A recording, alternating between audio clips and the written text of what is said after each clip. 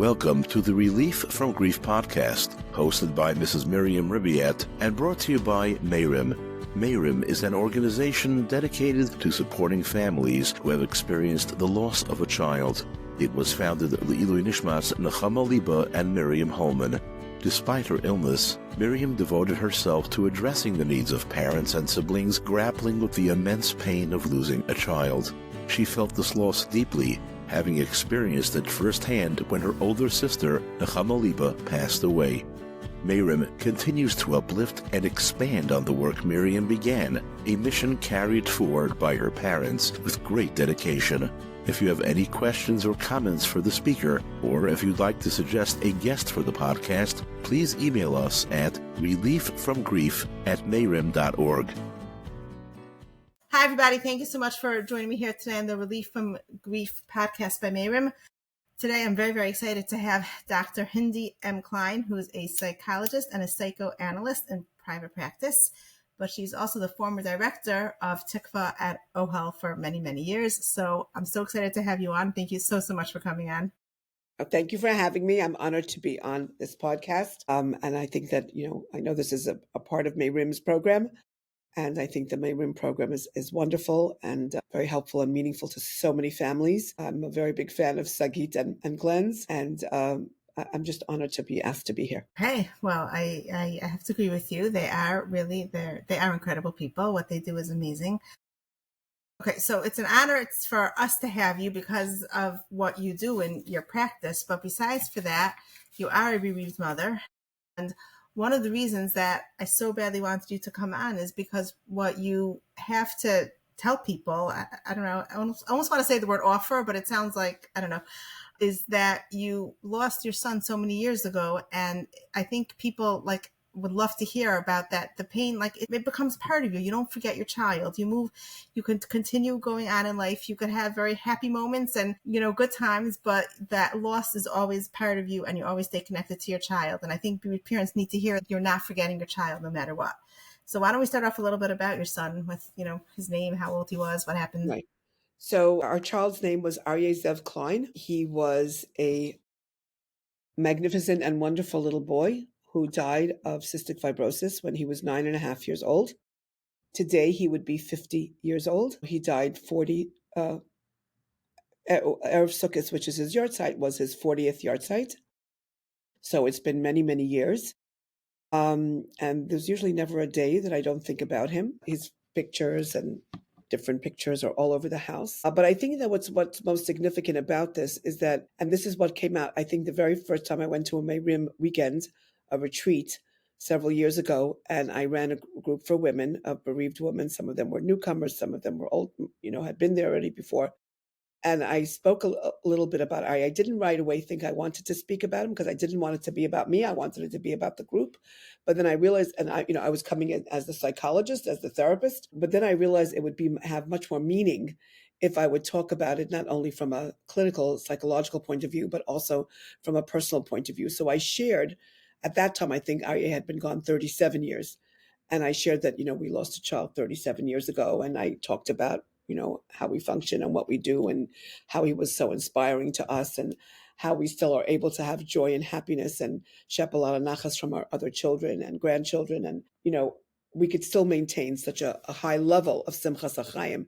And afterwards, people came over to me, quite a few women came over to me and said, they can't believe that our child died so many years ago and that I'm still I'm functioning and that I function so well and that, I could still have happiness and joy.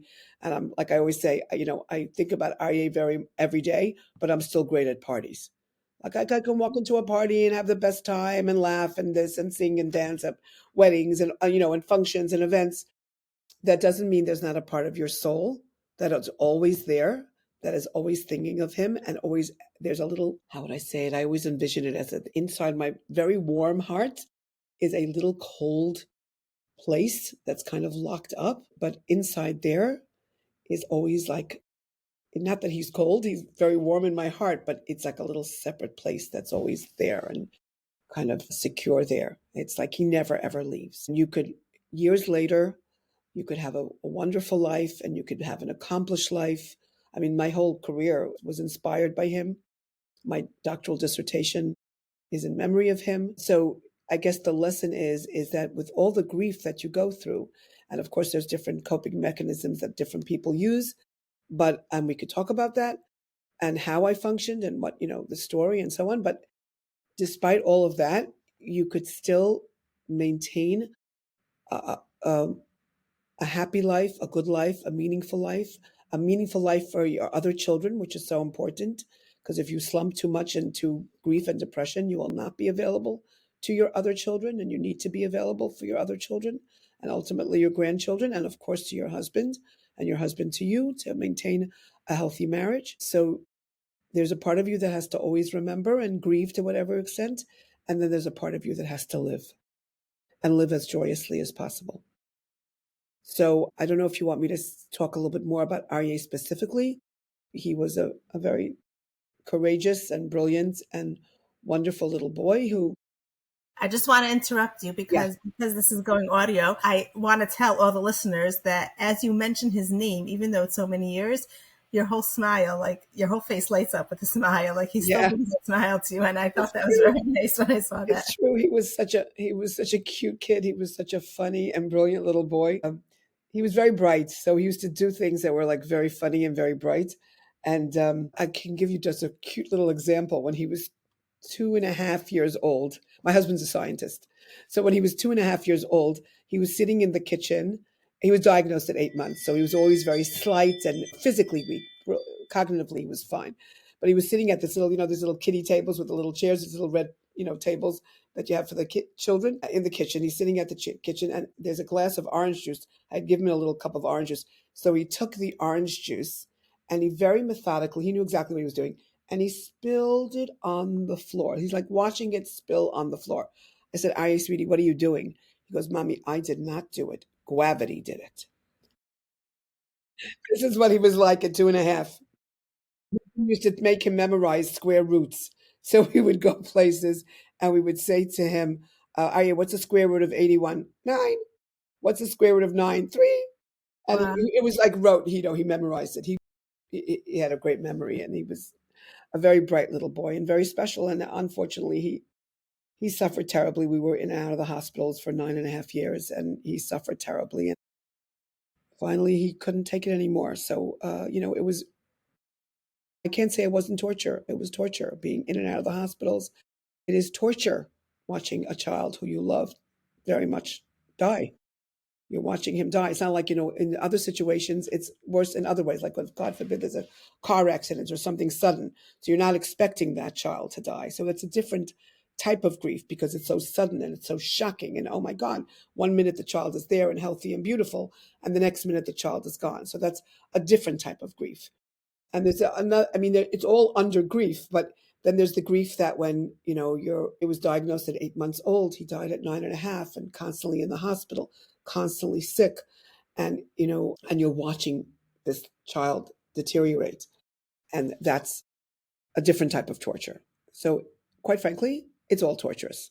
Torture. It's all torturous. There's no way. Let me ask you like this, though. Like, by the time he was nifter, he probably didn't look like when someone loses someone in a car accident very suddenly, they could still, unless their body was, who knows what, they could still look like themselves, beautiful, Right. regular.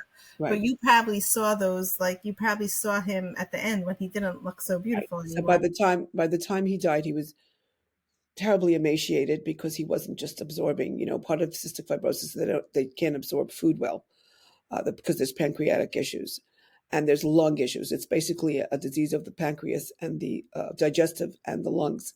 So he happened to have a bad case, and nowadays there are different, even then there are different levels. Some people have a very mild case, so they don't have such bad lung involvement. They're not constantly, their lungs are not constantly infected. They're absorbing food better. So he had a pretty heavy duty case on both ends.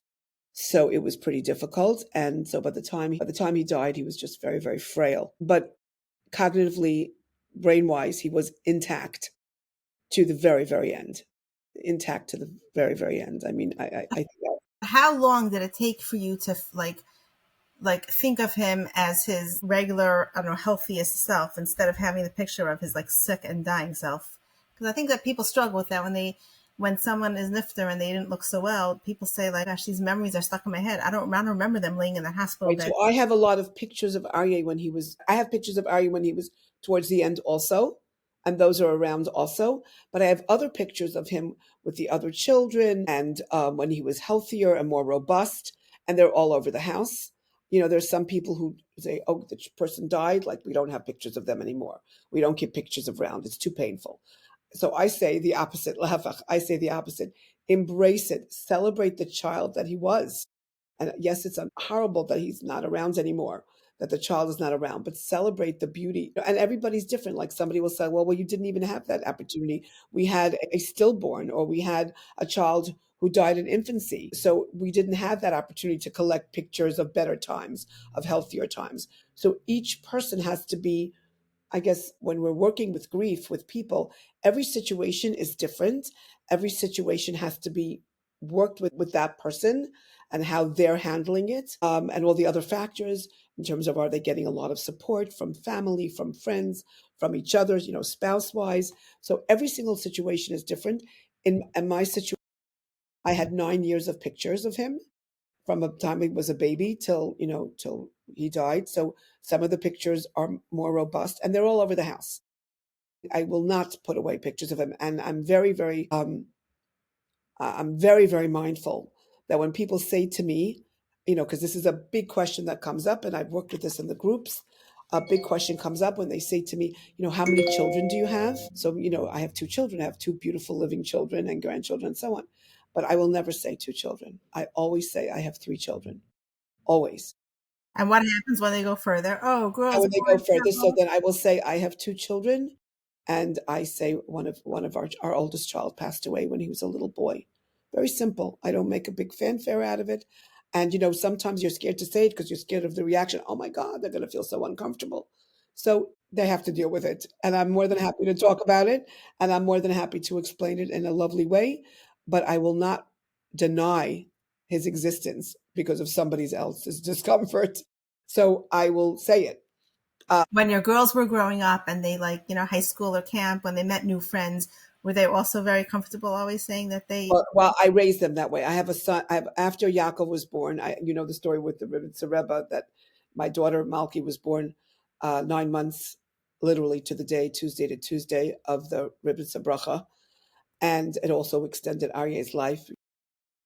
We have stories of how the Ribnitzer Rebbe related to Aryeh, which was very special. And Yaakov was also, born after that, a few years later. I went to the Ribnitzer Rebbe 5 times for various brachos, and we met, and it was very special. And so I have 1 daughter and 1 son, and an Aryeh, and then my Malka, and then Yaakov. And I think because they grew up always knowing about Aryeh. Well, Malki was 5 when he died. Yaakov was 15 months. So Malki remembers him very clearly. Yaakov doesn't really, but through the pictures. Aryeh loved Yaakov because he was a baby. So he used to cuddle him and say, oh, I have like my little baby brother. So he loved him. Not that he didn't love Malki, but it was a different kind of relationship. So they grew up with knowing that Aryeh is very much in existence on some level. And there are his pictures, and we talk about him when the kids were like older, not babies, but when they were older, like, pre-teen age already. When we go to the cemetery, like, between Rosh and Yom Kippur, you go to this, his yard site is Erev Sukkot, so usually we weren't able to go. It's too hectic to go on his yard site. So we would go between Rosh and Yom Kippur, when everybody goes to the cemetery, that's when we would go as well. And we would take them along. I would say, okay, kids, we're going to do group. And we would kind of stand around the kever and like talk. What would you like to say to Aryeh? What would you like to share with him? Now, some people will listen to this and think it's weird because, a lot of people will think that what I'm doing is weird, like that I'm taking children to the cemetery and we're talking. But I didn't feel that way. And the kids didn't feel that way. So the kids were very comfortable with the knowledge that he was a very special little boy who was sick and who died. But that doesn't mean he doesn't remain in our existence. As a matter of fact, my daughter just married off her first child. My grandson got married, and it was really beautiful at the Afrov. Wasn't expecting it at all. Malki spoke at one point, I think during Shalashudas, and my son-in-law spoke, and they all mentioned him at the Friday night dinner, of the Afrov dinner, and they were speaking about, the people in the family who, my parents, different grandparents that are not here anymore with us. And I did not think that they would mention Aryeh necessarily, and they all mentioned Aryeh. They all mentioned Aryeh. And my Yaakov, when he makes a simcha, they all mention him like he's really part of the family.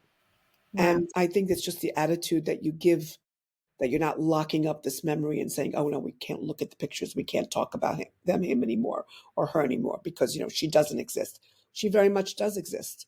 And we've kept him alive in certain ways. I mentioned this to you, Miriam, at Yeshiva Chaim Berlin, the Yeshiva Katana of Chaim Berlin. There is a beautiful children's library. So the children's library at Chaim Berlin is the Aryeh Zev Klein Memorial Library. And then in Israel and Yerushalayim, we have a gan in the Muslim Quarter. We have a gan in the Muslim Quarter, and it's called Gan Aryeh. It's on the roof of a building. This is from an organization, an amazing organization called Ateret Kohanim. They buy properties in the Muslim Quarter, and then they put from families into the building, and they came to us and they said, we're going to have 5 families living in this tall building. There's nowhere for the kids to play. They can't play on the streets. They'll be murdered. So they wanted to create a playground on the roof of this building.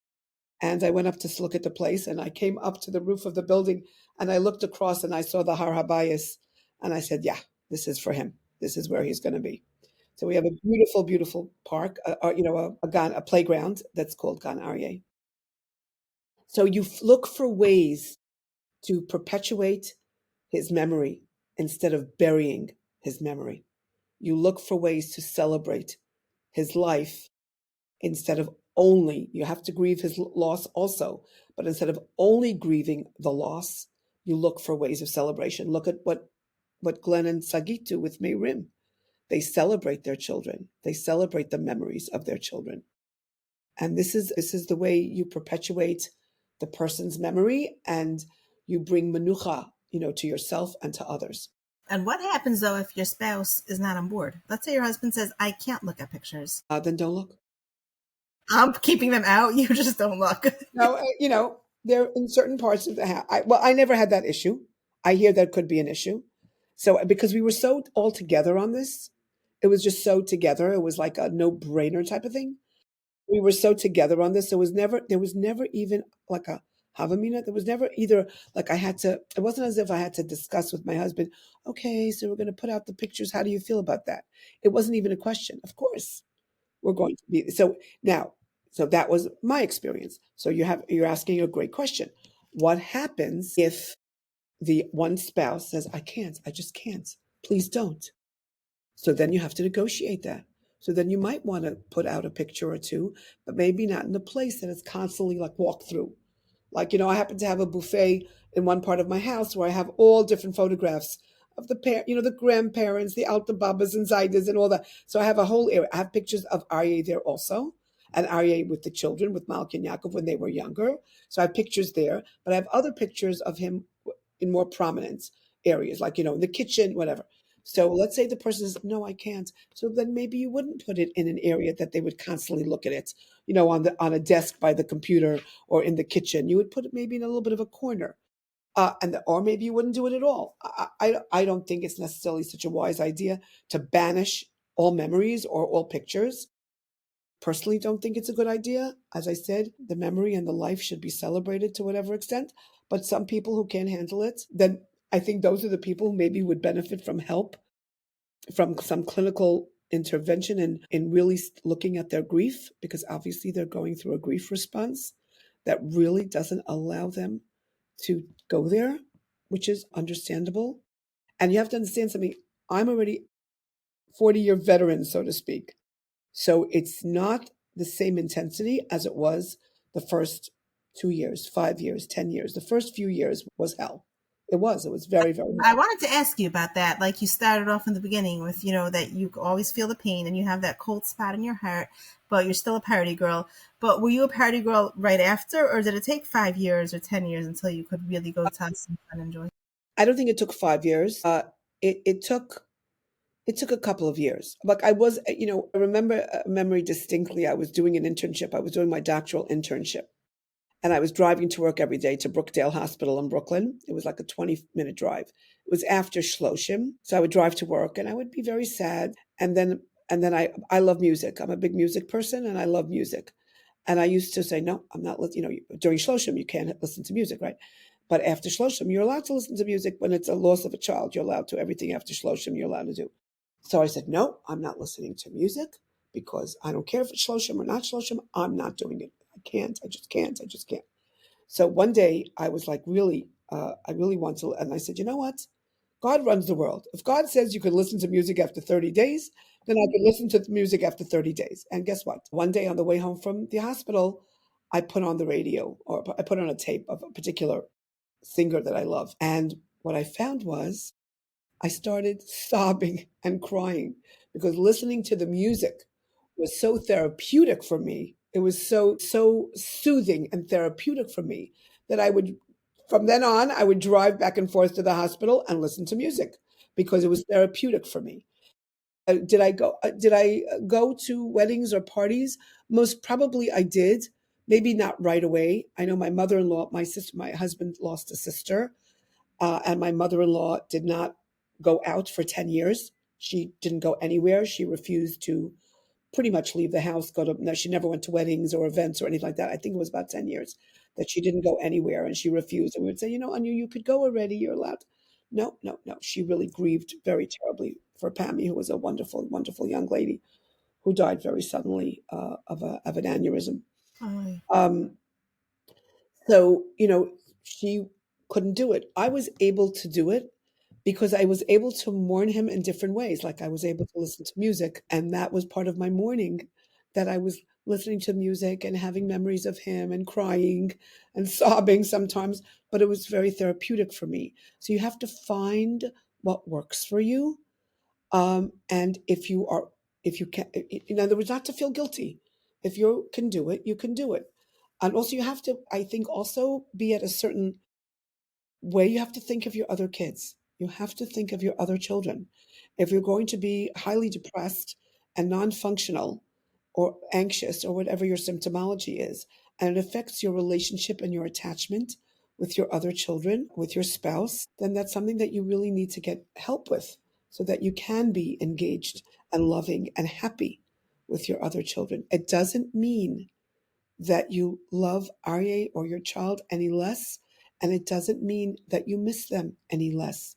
It just means that you're opening your heart wider to embrace all the other love that you want to give and that you want to receive. So I don't know if that answers. I think that's like the fear that people have, that like, if I look so happy, if I go to the wedding and I dance and I laugh and I talk, then it looks like I don't remember. And I don't want anyone to think that I don't remember my child. I think that's a fear that people have a lot of times. That it could be, but I think that you need to process that within yourself or with the help of somebody else.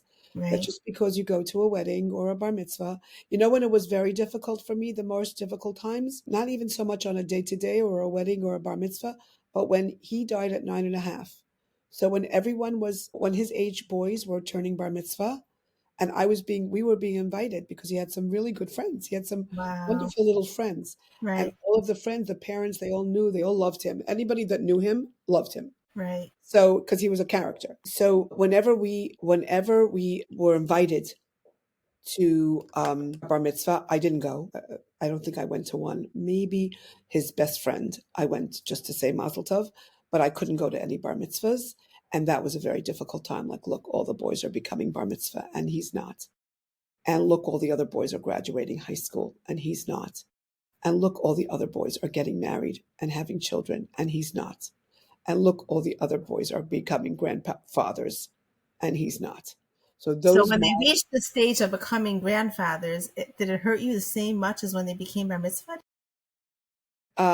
It has a very bittersweet. It brings back a lot of memories because even years later, when you see what he could have been, when I see somebody who's now a grandfather or who's a father of teenage kids or whatever, and this is what he could have been. So yeah, that hurts my heart. But it is painful. First, this is the second time I met him. This young man came over to me at a Vart actually several years ago, and now I met him again, unfortunately, at a Shiva home when one of his relatives was sitting Shiva. So the first time he came over to me at the Simcha, and he introduced himself. He goes, "Oh, I want to introduce myself. My name is so-and-so, and I'm your son's friend." And I said, "You know Yaakov?" Meaning my Other son. third child, my current lovely, wonderful, amazing son. He goes, no, I'm Aryeh's friend. So I said, oh my God. And I remembered him once he reminded me who he was. And I remembered, oh yes, he was one of the little boys who used to come around to the house, play dates and stuff, but he wasn't such a close friend, but he was a good friend. He goes, I remember Aryeh. And he started talking about Aryeh. Now we're talking about a man who at that time most probably was he's in his 40s, he's close to 50, right? He's 50. Now he's 50. So let's say 2 years ago or 3 years ago, he was in his mid to late 40s. And he was talking to me like, oh, I'm Aryeh's friend, like almost like Aryeh's Wow, alive. that's And he amazing. started reminiscing about Aryeh. And I said, oh, you mean you're Aryeh's friend? And like, it did. It shook me up for a minute. I goes, oh my God. And then we started talking about Aryeh, and it was amazing. And he was just saying all his memories. I have another one of Aryeh's friends who he was very, very close to. I found this out not from him, but from his mother-in-law, who was a friend of mine, told me that the day before his wedding, he's married now, he just married off his first child. This friend just married off his first child. And the day before his wedding, where did he go to daven? He went to Aryeh's kever to daven. Wow. He said Aryeh meant so much to him that the most meaningful place that he wanted to go pray before he got married was at his kever. So he went. What this guy does, he lives in another part of, not in Brooklyn, but when he lived in Brooklyn and now wherever he lives, he establishes, like, the Ner Tamid in a shul, Yeah. with the fire. So there's a plaque. He establishes the Ner Tamid, and it's L'zecha nishmas Aryeh Zev ben Yehudah. Really? Yeah. So like these are little private things that people do besides what we did, like the library and with whatever else we do. We have a whole bunch of other things that we do. But the main things are the library and the gan. But other friends do things in his memory. I'm not even aware of it because in his 9.5 years, he made an impact. Every child, I'm sure, is that way. I'm just not talking just about my child. Everybody is, I'm sure, especially if they lived beyond a baby or whatever, makes an impact on family and friends. When people come over to you, I was like so touched when that young man came over to me. Wow, you still remember Aryeh like 40 years later? And he started telling me like all these fun memories. And on his yard site, I write something on his yard site, and I post it on various family and friend chats. I always write this whole thing about Aryeh, and I post it on chats. And I do it also because I want, and we make a kiddush, a tikkun, whatever. And I want people to come and say the neshama should have an aliyah. That's why I do it. So I put the neshama, and we post days of, they learn. I have yeshivas in Israel that are learning l'zecha nishmasa, and because I want people to say his neshama should have an aliyah. And then you start when I put this on the chat, and then they start posting, and everyone starts posting memories. Hey, I remember when Aryeh did X, Y, and Z, and when he made trouble doing this. He was like such a little trouble. He was a mischievous kid, and this and that. So I love those stories. They're great. Right. Right. So, and you know what? Another thing that is very important for people to hear. I mourn the way I mourn. People mourn in different ways. My husband mourned Aryeh very differently. Aryeh made a video tape before he was nifter, and a very intricate, deep video tape. And because he said he wanted to talk to Hashem. I listened to it every year on his yard site, every year. My husband listened to it 2-3 times over the first few years, and then he found it exceptionally painful. And he said to me, Hindie, I can't listen to it anymore. I listen to it. I know it like by heart practically. I know it by heart because I've listened to it for 40 years. And, I used to discuss this with my therapist, right? I went through my therapy. As a therapist, I've been through my own therapy. And what I learned very, very significantly and very important, people mourn in different ways. No one should tell you how to mourn. No one. You mourn. You want to look at pictures? Look at pictures. You want to cry while you're hearing music? Do it. You don't want to do it? Don't do it. It's not that because Hindie Klein mourns this way, you have to mourn that way. You mourn the way you want. And if you feel that you're stuck and you need help, that's something else, and you should get the help you need. If you're really having an intense grief reaction, you really need to have some clinical intervention, and you should go. But nobody could tell you how, I was getting lectures from people about 2 years after he died. I don't know if you have any of his clothes, but if you have his clothes, it's such memories. You really should, throw them out, give them away. And I said, why? Why do I have to give them away? I mean, I didn't have all of his clothes. I had a few things, a cute little pair of shoes that he never ended up wearing, a cute little blazer. He had this cute little red blazer. I refused to give them away. And we said, no, you have to get rid of it. You have to cleanse and get rid of it. So I remember coming into my analyst and I remember asking her, everyone's telling me that I have to get rid of his clothes. Do I have to get rid of his clothes? And she said to me, do you want to get rid of his clothes? I said, no, I have no desire whatsoever. She goes, and to this day, they are in a closet. I know exactly where this pair of shoes or this blazer is. They're at one of my closets in my house. And that's it. Who cares? Does it bother anybody? You mourn the way you mourn. Nobody tells you how to mourn. You want to listen to the X, Y, and Z. You want to look at A, B, and C. Great. You don't want to do it at this point in time. Maybe another time you'll be able to. Also great. Nobody should tell you how to mourn. It's very important. Let's stress that nobody means your closest people, your spouse, your siblings, your parents, and then of course society, because society always has a lot of things. And society always has this is what you should do and what you shouldn't do. Please. I've been down this road, both in my own personal experience and in my clinical work. If you're really having an issue and you're stuck because it's creating tremendous depression and this and that, of course you should have intervention. But if it helps you in some way and it's not bothering anybody else in any way. Like, it's not like my husband said to me, my husband was not the one that said to me, oh, get rid of the clothes. No, he was fine with it. We were very much on the same page, by the way, in many things. So that's why it's just that I talk a lot more because that's my business and I'm very comfortable speaking, and Nissan does not speak as much. Although, he's at this point, he's very expressive, but he's not as expressive as I am. But, although you should know the first time we went to a Mayrim weekend, he said to me, because I was running the groups and I was going to be speaking, and he said, Hindie, I please don't expect me to talk. I'm not going to be able to talk. I said, no problem. You just come, bring a sefer. He brings Sfarim so he could learn. And then Friday night, there was the Oneg where Glenn spoke and he had a panel. And I said, listen, you want to come? I don't know. Maybe I'll just go and sit in the dining room and learn. I said, you do whatever you want. Listen, as I said, do whatever you want. Meanwhile, with separate seating, and I'm sitting with the women. I look over, and there he is in the back row sitting there. I said, okay, he felt comfortable coming, so he came. All of a sudden, when there was questions, he raises his hand. He had a comment. He had a question. He was like a whole bit.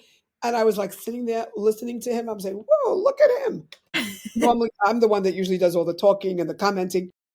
He had a thought, a feeling, whatever. He certainly has enough experience in this. And he spoke up, and I thought it was amazing. You do it when you want to do it. Your time, how you do it, how you want to do it. Yeah. Amazing. Okay, I know that we have to finish. Right. Is there any other quick messages that we should leave everyone with, or? If you get, if you get feedback on this particular podcast where you have questions and the audience have particular questions, if you choose to, you can invite me back and maybe we could do some Q&A. And in other words, you would read the questions to me and I would try to respond to them as best as possible. But I guess my final words are, as much as you are mourning the life of the person you lost, please try to celebrate as much as possible the life of the person you lost. And keep him in your heart and celebrate him. Do anything you can. Doesn't have to be big scale. The slightest thing. I write my tzedakah checks, Matzah Shabbos, every single check. I would do it for different people also, parents and whatever. But most of my checks are on the bottom in the memo. You give tzedakah in his name. You you sponsor a day of learning.